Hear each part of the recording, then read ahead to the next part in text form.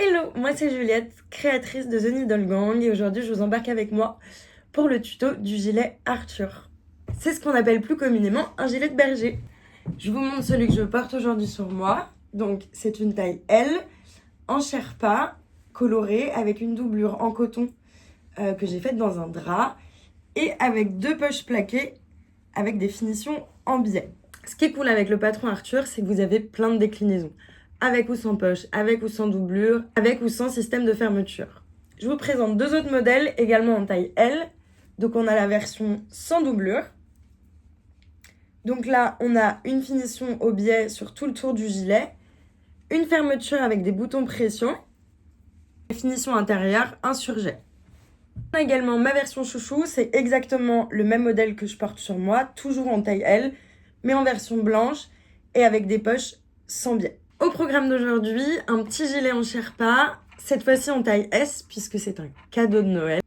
Et pour le système de fermeture, je vais innover, puisque j'aimerais simplement mettre un petit lien à ce niveau-là, dans le même tissu que la doublure. Au programme, comment on imprime et on assemble le patron, le matériel et les tissus que je vais utiliser, et l'assemblage. Alors, une fois que vous aurez reçu votre mail de confirmation et que vous aurez cliqué sur le lien et téléchargé votre document, vous allez ouvrir ce PDF.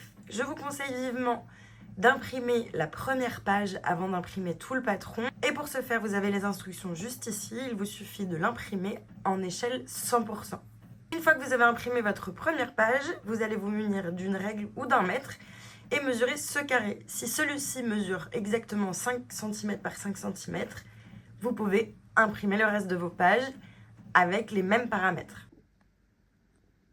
Donc voici la première page du patron, je me munis de ma règle et je vois bien que je suis pile à 5 cm. Mes paramètres sont bons, je peux imprimer le reste des pages. Pour coller vos feuilles entre elles, rien de plus simple, vous utilisez ces lignes en pointillés comme repère pour les aligner. Donc on aligne en bas, on aligne sur le côté et on scotche. Donc voilà ce qu'on obtient une fois toutes les feuilles collées. Vous avez juste ici le guide détail. Donc comme je vous le disais, moi aujourd'hui je vais coudre un S. Donc ce sera ma deuxième ligne. Idem si vous souhaitez faire des poches. Et vous avez également l'emplacement de la poche selon la taille qui est indiquée directement sur le patron. Aujourd'hui, j'ai décidé de ne pas mettre de poche. Mais si vous décidez de le faire, je vous donne un petit conseil. Ici, vous avez les encoches. Celles-ci, elles servent à former l'ourlet si vous ne souhaitez pas mettre de biais sur votre poche. Donc, vous allez replier une première fois, puis une deuxième fois. La hauteur finale de votre poche, ce sera la dernière coche. Si vous souhaitez finir votre poche avec du biais, tracez une ligne et coupez directement votre tissu à ce niveau-là. Puisque comme vous n'avez pas de repli à faire, si vous ne coupez pas, votre poche va paraître très haute. Je vous explique en image, c'est beaucoup plus simple. Poche avec biais, poche sans biais, on voit bien qu'elles font la même hauteur finale, sauf qu'ici on a 2 cm de tissu en plus pour former cet ourlet. Alors, de quoi avons-nous besoin aujourd'hui? D'épingles ou de pinces? À vous de choisir. Ciseaux pour tissu, ciseaux pour finition, couper le fil. Et de fil assorti. On y est presque, on va bientôt pouvoir débuter. On a tout ce qu'il nous faut. Le patron découpé à la bonne taille, le matériel de couture. Et maintenant, je vous présente les tissus que j'ai sélectionnés pour aujourd'hui. On est encore une fois en 100% upcycling, vous me connaissez. On a du coup une chute de sherpa qui elle-même provient de Deadstock de chez Coupons Généreux. Je l'avais utilisé pour faire la collection de l'année dernière. Il m'en reste un beau morceau. Donc on va essayer de tout découper là-dedans. Et pour la doublure et le petit lien devant, j'ai choisi un drap en 100% coton à rayures bleues et blanches. Je trouve que le combo des deux est beaucoup trop mignon. Mission repassage pour le coton. On passe à la découpe et je vous retrouve quand j'ai tous mes morceaux pour commencer l'assemblage et la partie sympa, la couture. Et voilà, mes découpes sont faites. J'ai bien 2 morceaux d'eau qui ont été coupés au pli du tissu et 4 morceaux devant, 2 dans mon tissu extérieur, 2 dans ma doublure. Et en plus, comme moi j'ai décidé de fermer mon gilet avec un lien, j'ai découpé 2 rectangles que j'ai déjà repassés. On va commencer l'assemblage. On va commencer par coudre les épaules du devant, des 2 morceaux de devant sur le morceau de dos. Et on va le faire pour l'extérieur et pour la doublure. Je place mon tissu endroit contre endroit.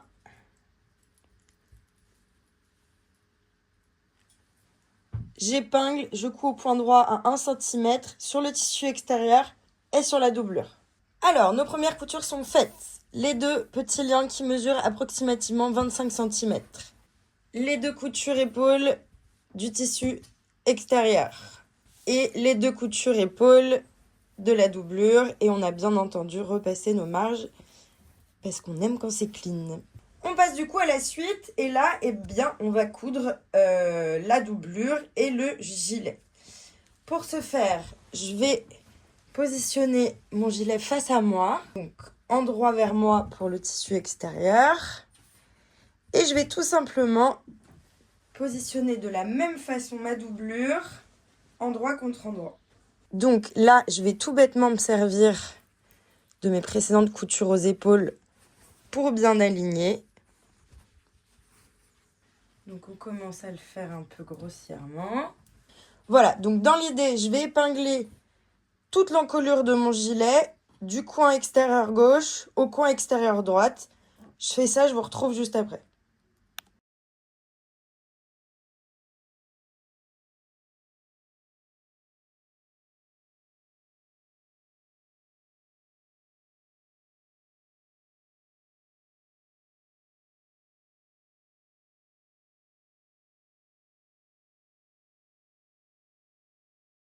Et voilà, mission épinglage terminée. On a nos 2 emmanchures, notre encolure. Si comme moi, vous avez décidé de placer un lien à l'avant, c'est le moment de le placer. Pour moi, le plus joli, c'est légèrement en dessous de l'arrondi. Donc à peu près là où il y a cette épingle-là. Voilà, 1 cm du bord au point droit. Prenez votre temps dans les arrondis. C'est parti.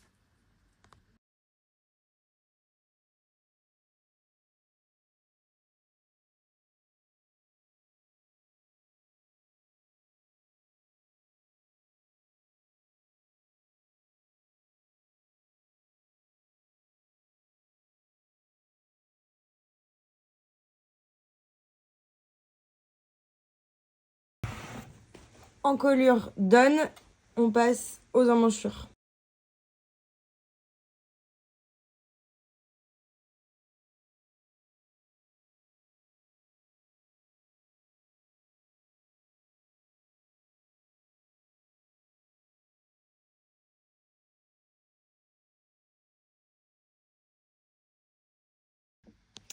Et voilà.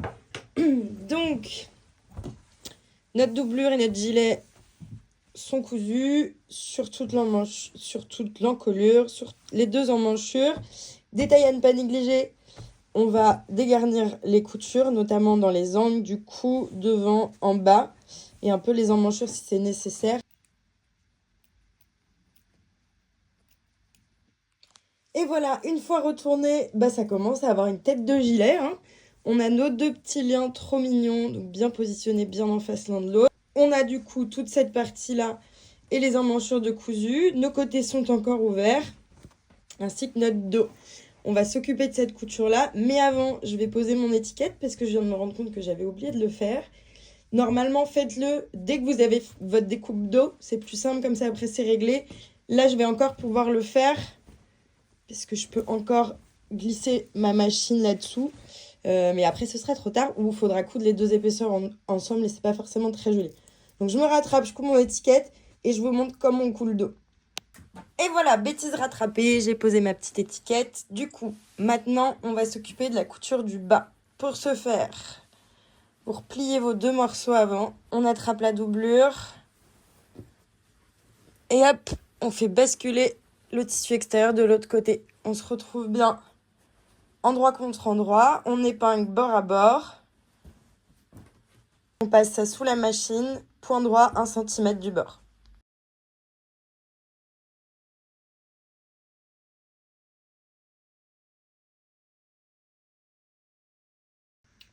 Voilà, notre couture est faite. On peut à nouveau retourner notre ouvrage. Je vais passer un coup de fer sur toutes mes coutures pour bien aplatir tout ça. Et on se retrouve pour les dernières coutures, c'est-à-dire fermer les côtés.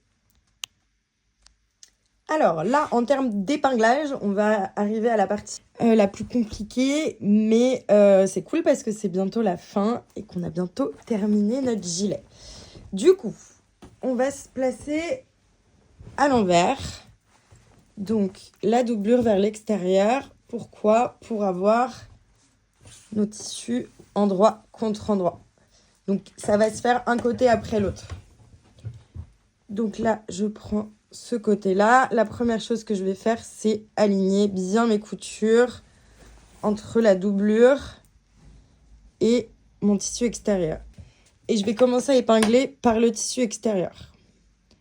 Encore une fois, on prend son temps.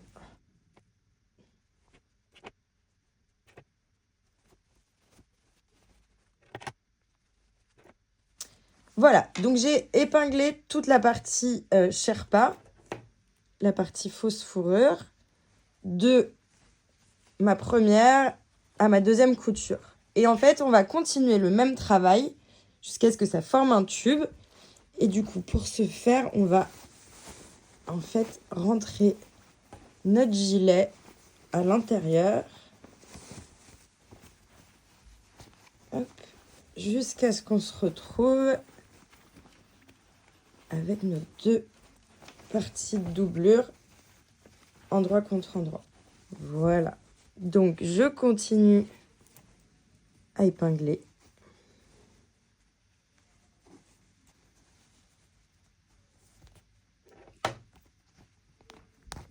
Voilà pour notre premier côté. Donc, comme je vous le disais, ça forme un tube. On coud encore une fois au point droit à 1 cm du bord. Et on se retrouve pour que je vous montre comment on coud l'autre côté.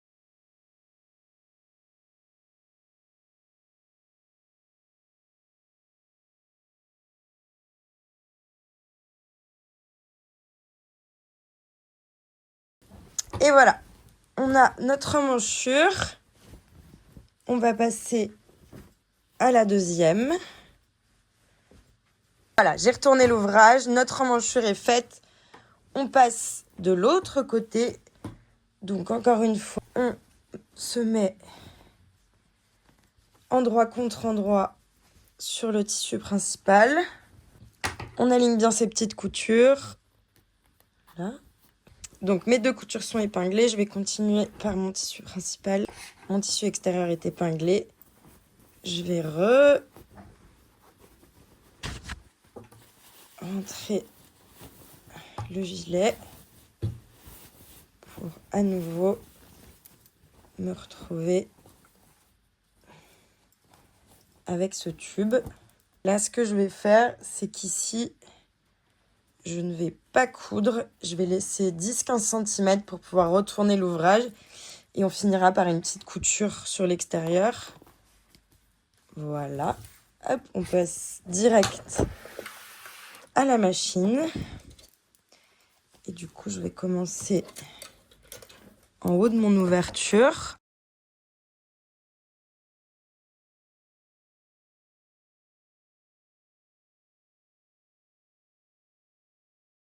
Voilà. Et là, je m'arrête. Point d'arrêt. On a fait notre avant-dernière couture. On a laissé une petite ouverture. On retourne l'ouvrage.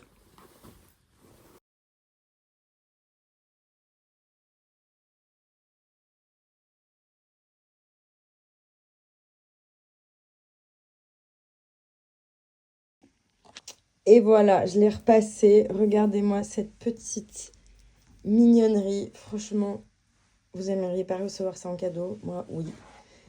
Bon, je parle trop vite. Il nous reste notre dernière couture, qui est celle-ci, l'ouverture qu'on avait laissée. J'ai profité du repassage pour bien l'aplatir. Donc, dernière couture et on se retrouve pour le débrief. Done. Et voilà, notre gilet Arthur est déjà terminé.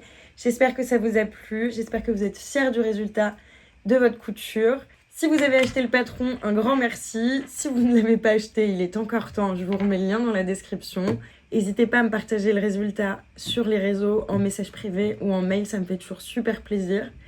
Je vous retrouve la prochaine fois pour un nouveau tuto.